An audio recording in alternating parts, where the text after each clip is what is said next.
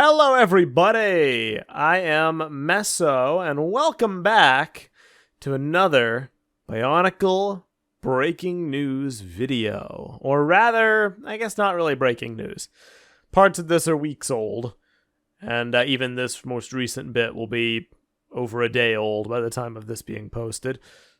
So more like just news. How about that? Today we're going to be going over the latest developments from Christian Faber, co-creator of Bionicle, and the origin of many of the theme's ideas and concepts. So, this is a long and winding saga. The saga of Christian Faber in the modern era of the Bionicle community. And it's a difficult thing for me to talk about these recent developments without rehashing everything that's come before, but I'd rather not, just to save time.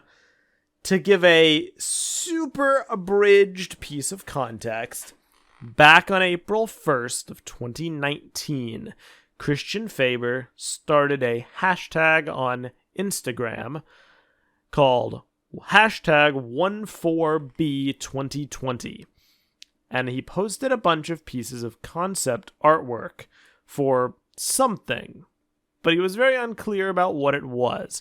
Some people speculated it was going to be a revival of Bionicle, Bionicle G3, Bionicle G3. Others thought it was going to be a spiritual successor to Bionicle that carried on similar theming. Other people thought it was going to be tied into his up-and-coming project, Rebel Nature.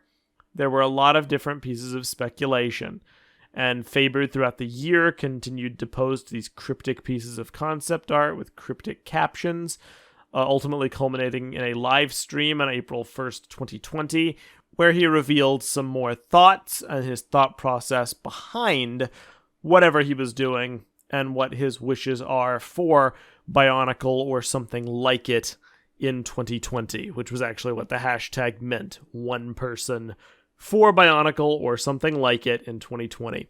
And supposedly it was a 1-year countdown, basically, for him to have for himself to try to make something happen. And he mentioned he had meetings that were postponed due to the global pandemic at the time, which was going on right smack dab at that point.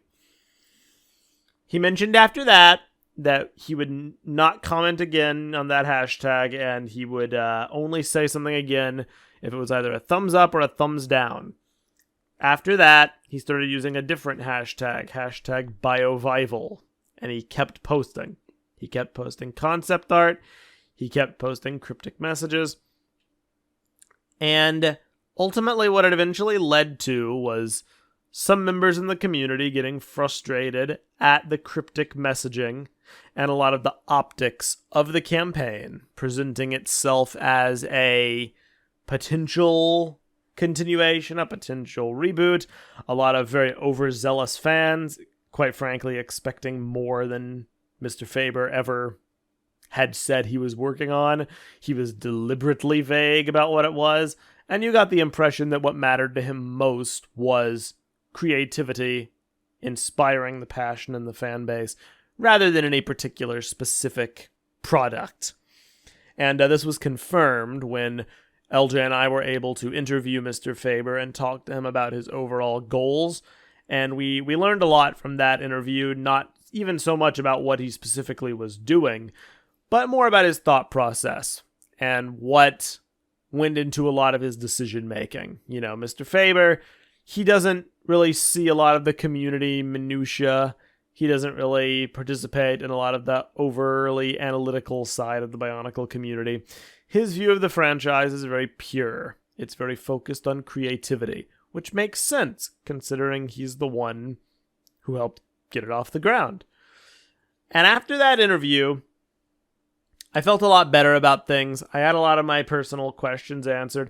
I still had my quibbles with the way Mr. Faber went about promoting the project, or whatever it was, but ultimately, it was a very live and let live kind of a situation. His heart was in the right place, And I was very hopeful, and I wished him luck.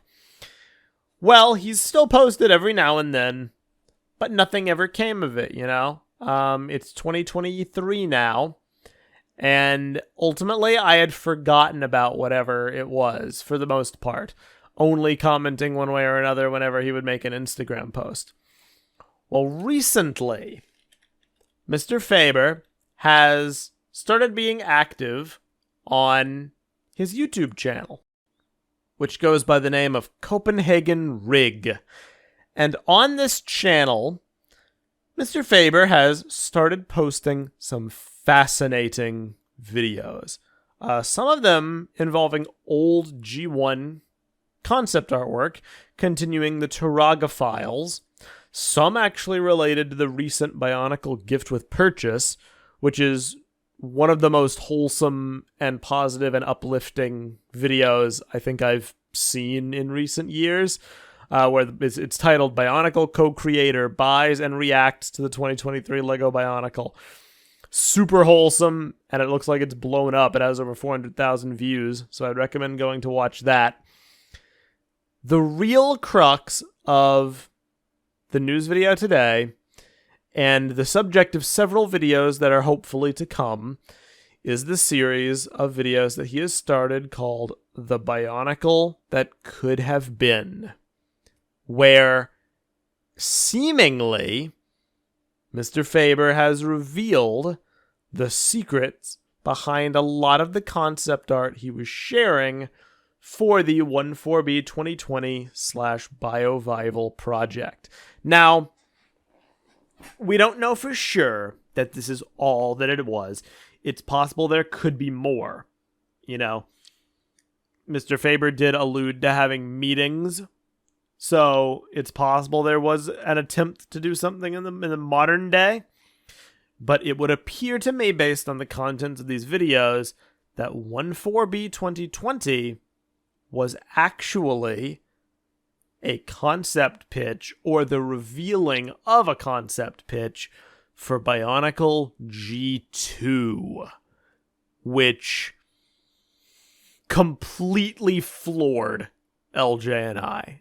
We, in all of the discussion and all the theory crafting and all the analysis and all the community fixation and speculation on what Biovival or 14B 2020 was, nobody that I saw ever expected that it would be G2 concept art, because a lot of us underestimated the amount that Mr. Faber was involved with G2.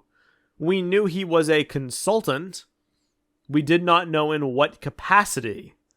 From the looks of these videos, he basically, either single-handedly or with his team, conceptualized most of the reboot. All of the basic tenets are there. The Mask of Time, the time travel element, the undead army, the presence of spiders, the idea of revisiting the old Toa, and a lot more.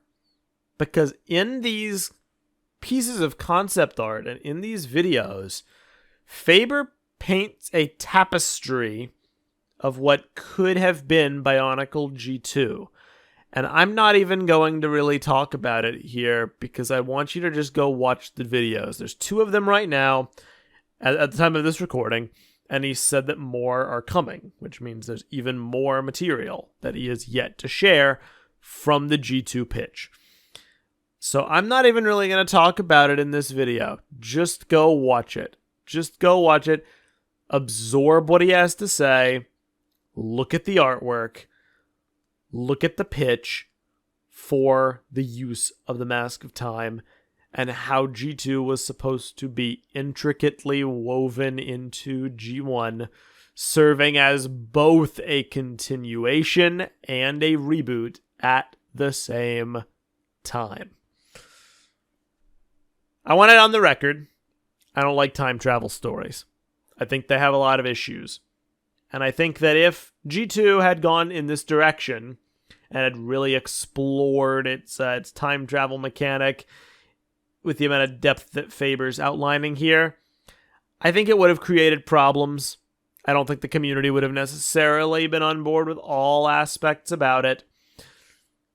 But what I will say is this.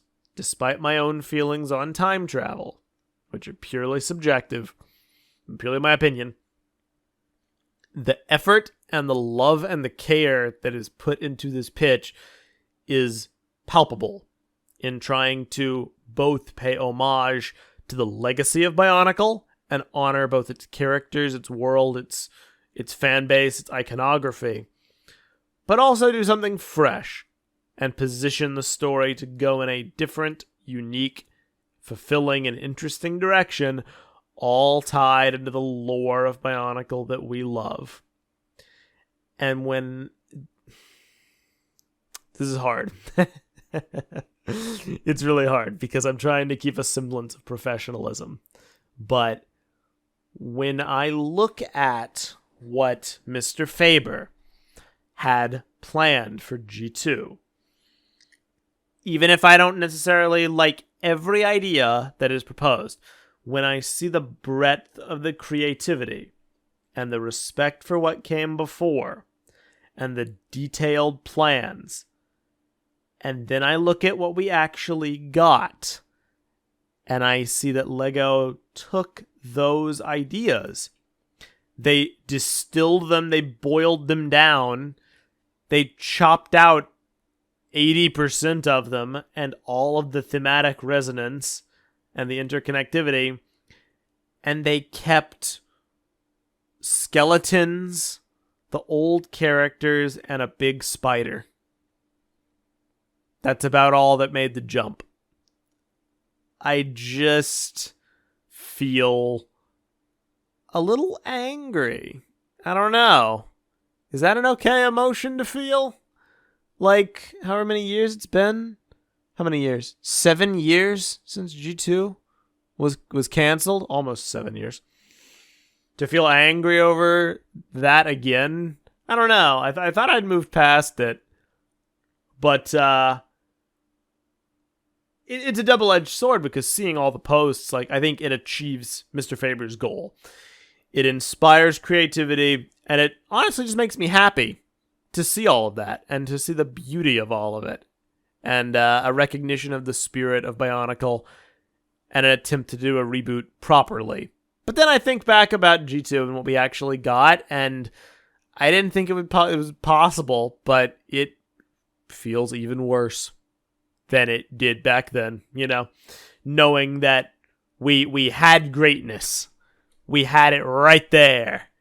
People who actually worked on the line, you know, people like Mr. Faber, people like Matt Bedecker, the concept artist, people like Ryder Wyndham, who wrote those books the best he could.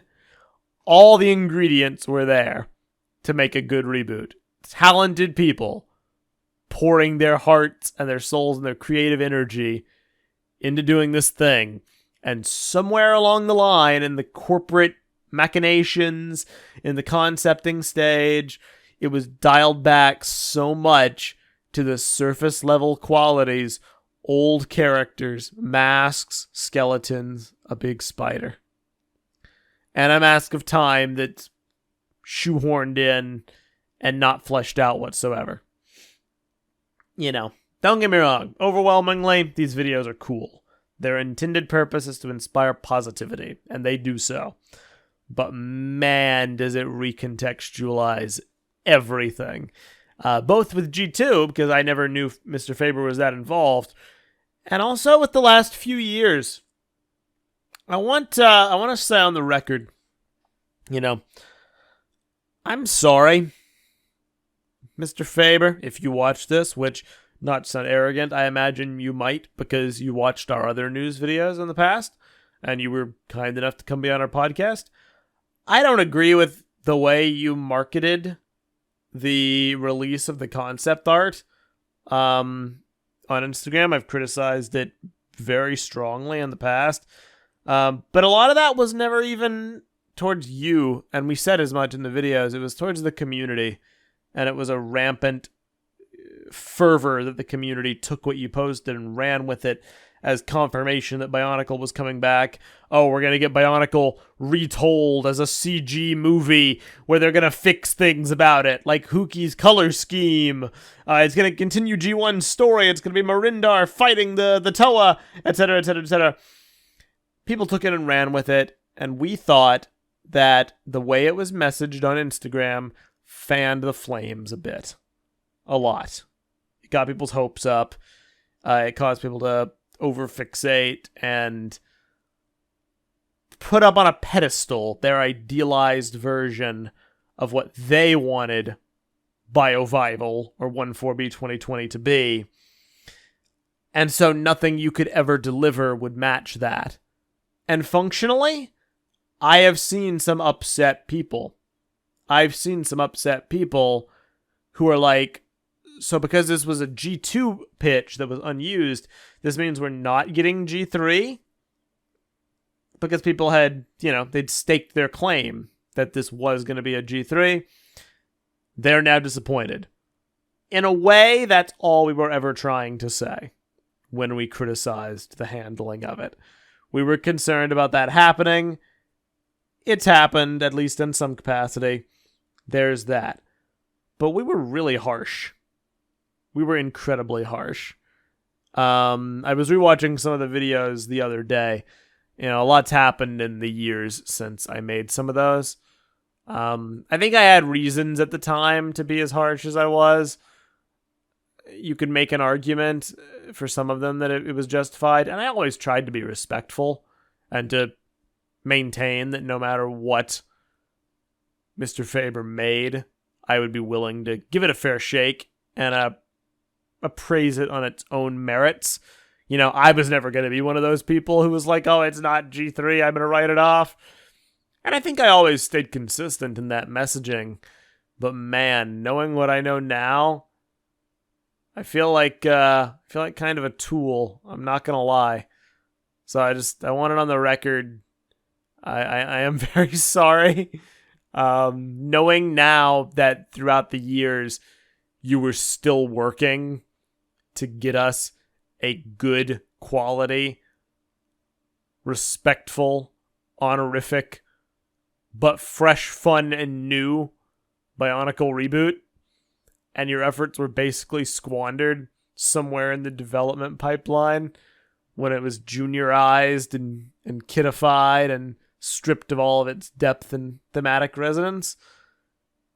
I don't know. It puts it in a different perspective. Like, I don't even care that it was something for the past and not the present.